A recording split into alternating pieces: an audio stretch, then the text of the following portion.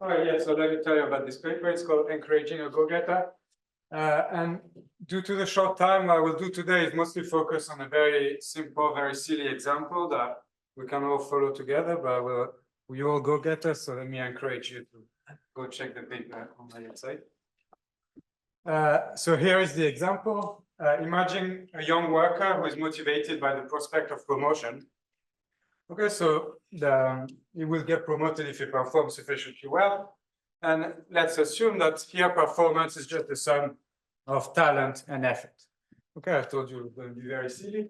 So let's say that this worker gets promoted if his talent plus effort are above 2. Okay. Now this worker has 2 problems. The first is that this is a young, inexperienced worker, so he doesn't know how talented he is. Okay, and let's say for simplicity that he thinks his talent could be anything between 0 and 2 with a uniform prior. And the second problem is that effort is cost. Okay, so he has a utility function such that he values getting the promotion at 1, but he finds effort costly, and let's say that the cost of effort is the effort. Okay, so you have this utility function. So this is the worker, and now we're in an information design session. So let me bring in an information designer. This will be the worker's firm who can design opportunities for the worker to learn about his own talent prior to the worker choosing effort. Okay, so we will be able to have a flexible and with commitment type of environment as the Kamenica and Genska. But let's assume that this firm doesn't care so much about the worker. All they want is really to encourage effort. Okay, so they have this payoff function that is increasing in effort. Okay, V. And we'll ask very standard question: what is the optimal information that the firm would want the worker to learn in this environment? Okay. I'll let you think about it while I go through a couple of benchmarks. So first, let's see what will happen if the worker doesn't receive any information. Okay, so in this case, he has to choose effort based on his prior. So given some effort, he computes his expected utility from taking this effort. It's going to be the probability of success minus the cost of effort. And here, because we have this nice uniform prior, the probability of success with effort E is just going to be E over 2. But the cost of effort is E, so it's not such a good idea to put in any effort. Okay, the worker always wants to reduce effort up until he reaches 0 effort. Okay, so in this case, it's not so good for the firm without any information. The worker doesn't exert any effort. So this is good for us. It means maybe there is some role for information design. Second benchmark, let's see what happens if the worker learns perfectly how talented he is. Okay, so in this case, he knows exactly how much effort he would need in order to succeed. Okay, and there are 2 cases. Either he will realize that he's not so talented, and it's just going to be too costly to succeed. Okay, the effort that would be needed to get the promotion is just too much. So in this case, he will still choose 0 effort. This is when the talent is below 1. And then when the worker is sufficiently talented with a talent above 1, then he will choose an effort level that is just enough to pass the bar for promotion. Okay, 2 minus T. And so you can plot here the full information effort schedule as a function of realized talent. Okay, and you see that it's a bit better for the firm because you still have those low types who still don't exert any effort, but those workers who have a talent above 1, now they're willing to exert some effort. Okay, so it's a bit better. Okay, so now the question, given those 2 benchmarks, will be: what could the firm say? What could the worker learn so that it would get even better from the perspective of giving incentives for it? Maybe one very simple idea we can have when we look at this picture is to say, well, look, we have all these low types. Even if they learn perfectly the truth, they're not going to exert any effort. So maybe we can just exclude those types and tell them to give up. Okay, but don't tell anything to the others.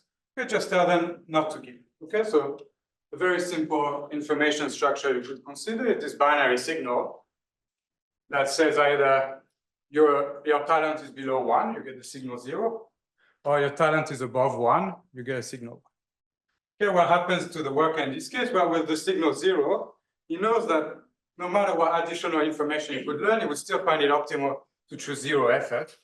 So the optimal thing to do is not to exert any effort.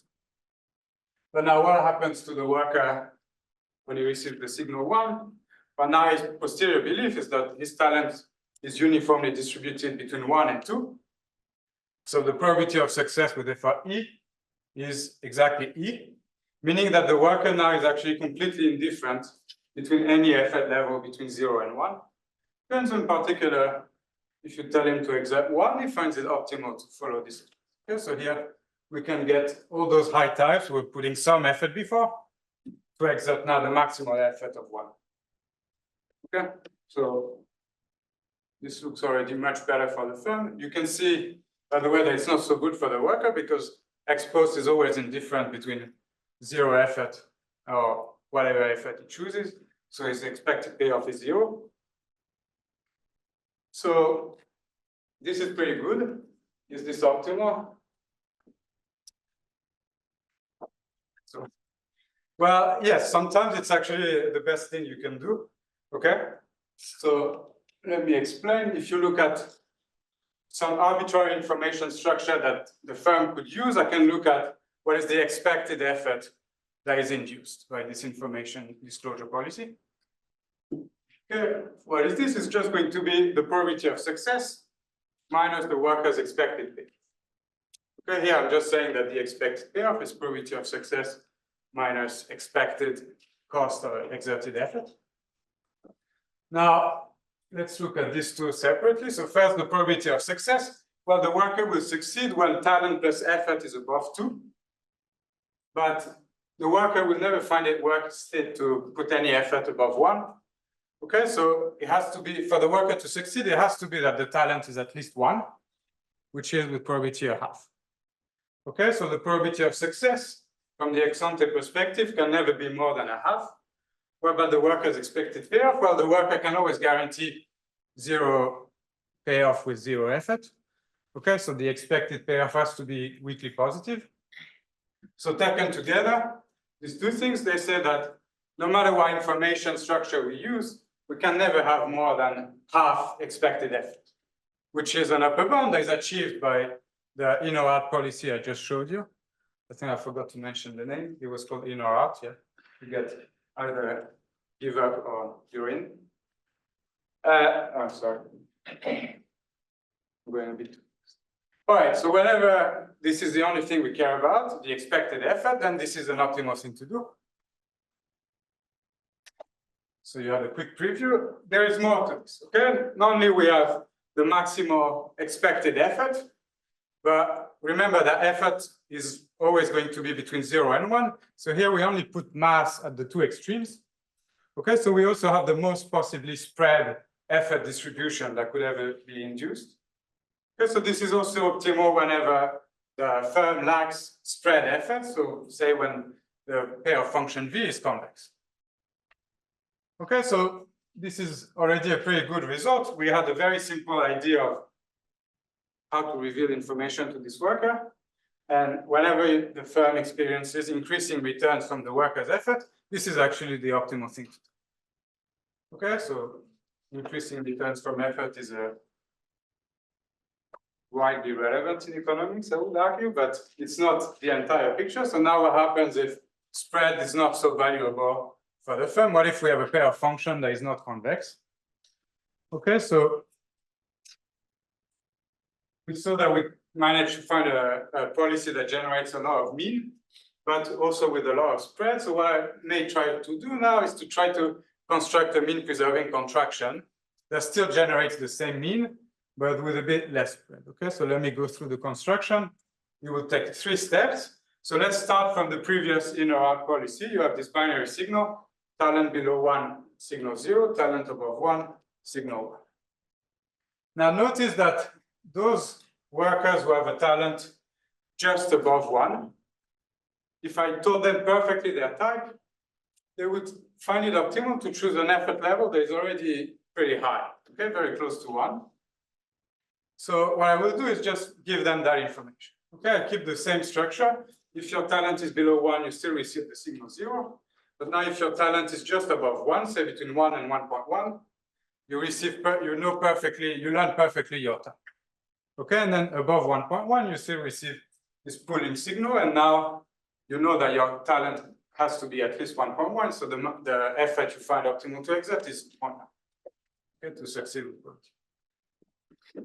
Okay, why is this a good starting point? Because now take the perspective of a worker who's just learned that they have a type between 1 and 1.1. Okay, so they know perfectly their talent, and they find it optimal to exert this high effort, 2 minus t.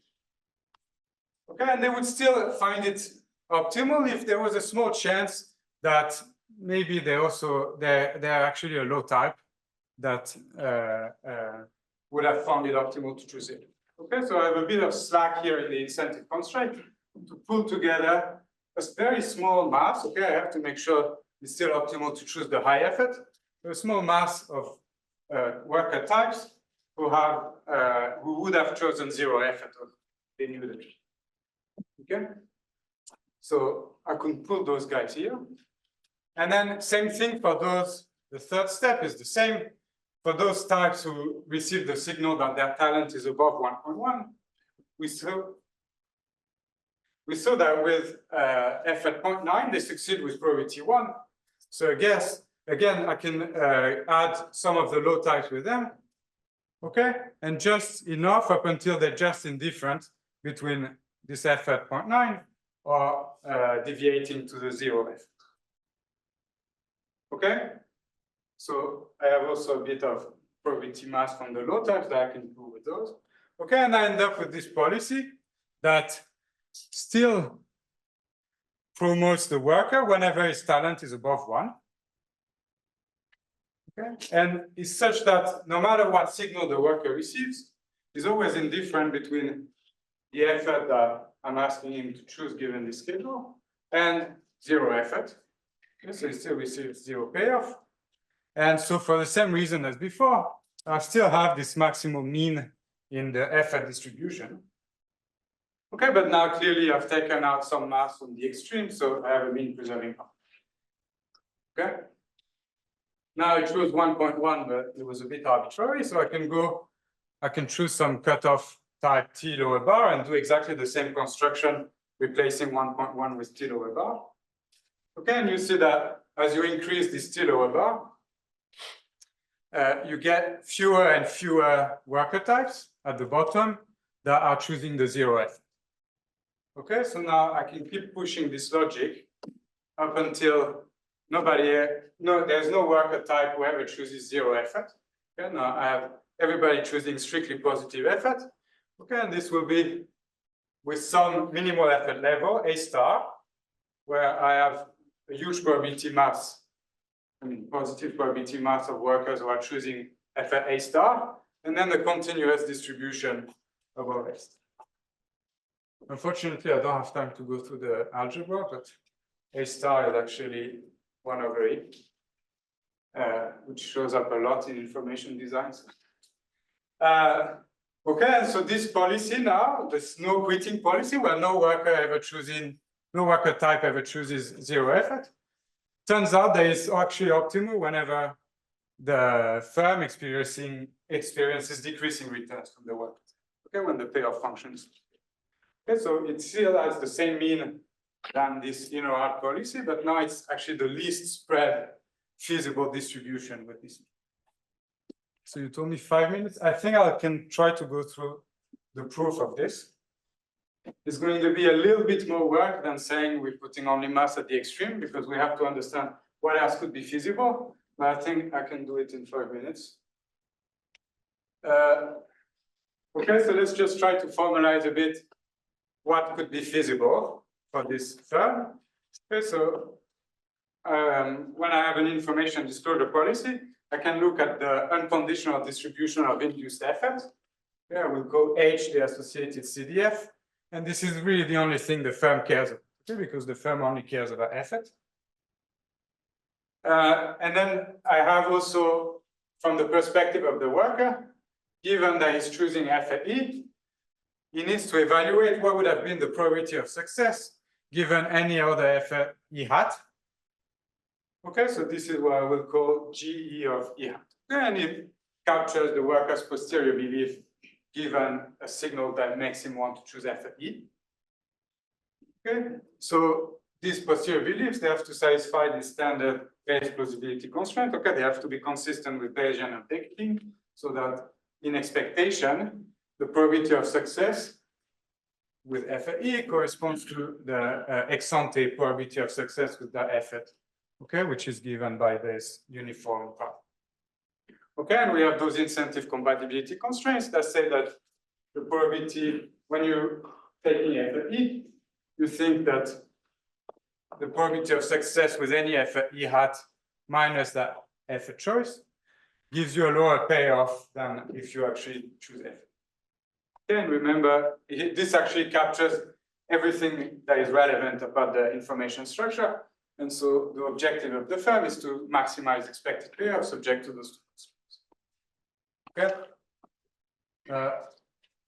So just to illustrate, these are these posterior beliefs in the examples that we've seen before. I think I'll try to go a bit fast, but okay. For any effort, alternative effort choice E hat, I can look at what would have been the probability of success with this effort choice.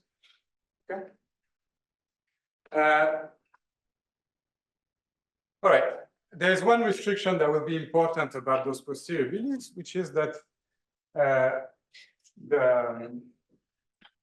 it will never be the case that, okay, I'll speed up.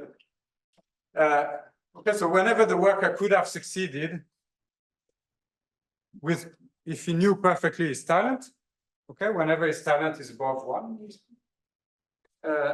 he will always succeed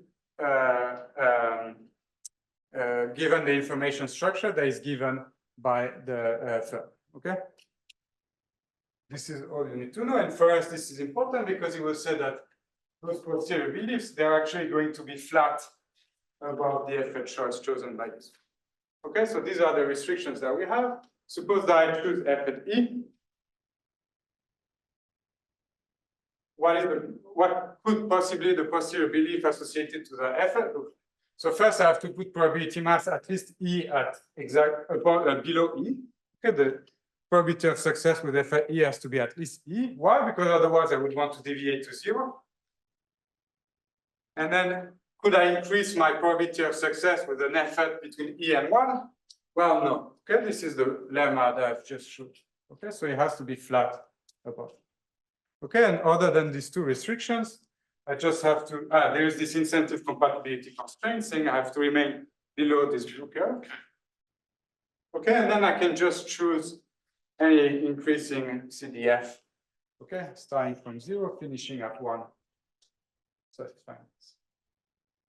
All right, so I think we need all the ingredients to actually prove now that, but stop me whenever I go above, that to actually prove that this no quitting policy is optimal when you have a V concave. Okay, I've given you the explicit functional form for the CDF.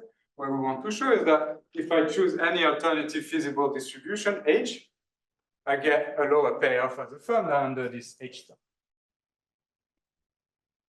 So let's pick, I have to stop. We should. Okay. Maybe the first question somebody should ask, can you just finish the proof? I think we're very close, very, yeah. Okay. If you want to use your question time to finish that. I mean, unless someone has a more interesting question. I'll try to be as fast as possible. I'd like to. But there is time before the break. No, I have at least 5 minutes. The other speakers were very efficient at anyway, so let's take a concave function V. Okay. So the first thing I will do, look, I have this minimal f at A star here, is the 1 over E. So I can look at the tangent as this to this function at A star. Okay. And then I will just replace V by some V hat that coincides with the tangent below A star, but coincides with V above. Okay? In terms of the expected, so if I replace V by V hat, V hat is always above V, okay, by concavity. So in general, for any arbitrary distribution, I always do better with V hat. But because my distribution here was only putting mass above A star, there's actually no difference. Okay, so it's going to be sufficient to show that if the Ferm's payoff was instead V hat, then it would be better to choose H star. Second, I will do something a little bit weird. I will rewrite this V hat as E times lambda of V plus 1 minus E times lambda of 0 for some function lambda that is in fact uniquely defined by this condition. Okay, and it looks like this. It jumps at 0, then it's flat. This is the part where V hat is linear. Then it starts decreasing by the concavity of V. And then I will extend it above 1 to coincide with its value at 0. Why did I do this? Because now if I look at V hat of V, it's going to be the expected value of lambda given the posterior belief G of V that I described before for this no quitting policy. Okay, remember the worker was just indifferent between choosing F at E. He had a binary support belief that says you're just indifferent between choosing F at E or choosing F at 0. Okay, so V hat of V is just the expected value of lambda according to this candidate optimal beliefs. And in fact, this, I think I'm going to have to be very fast, but this is also the minimum possible expected value of lambda given some posterior belief that is consistent with the restrictions I explained before. Okay, so now I can replace V hat by this expected value. And now I just have some expected value of lambda of V given the posterior beliefs. And I cared about the expected value, okay? So by law of iterative expectation and the base plausibility constraint, irrespective of the policy I use, these things are always the same and they correspond to the expected value of lambda given the. So this concludes. That was a very good question. Thank you.